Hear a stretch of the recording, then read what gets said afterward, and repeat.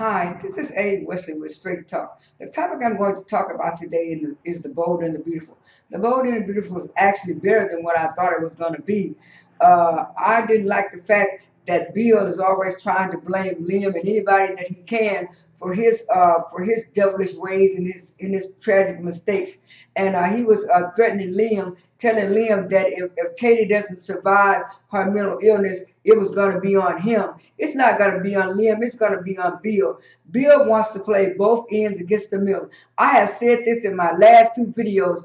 Bill needs to step up as a man and tell the truth and be truthful with Katie. I am so glad that Liam read him the riot act, and I am also glad that he told Brooke that she should be ashamed of herself for doing that to her sister twice, cheating on her sister. And even though she told Liam that they didn't do anything but maybe a couple of kisses and stuff, like Liam says, cheating is still cheating. Whether you went all the way or not, it's still cheating.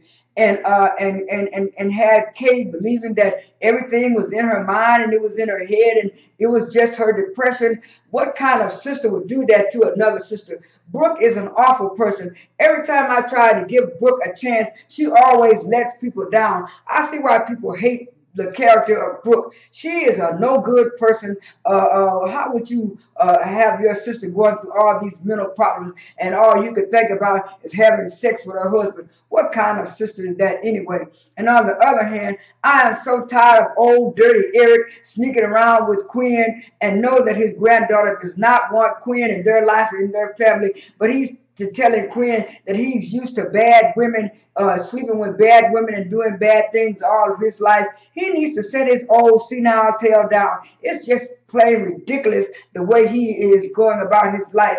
And I wish Steffi would just stop playing both ends against the middle and go ahead on and let Wyatt go so she keeps daydreaming and going on about Liam.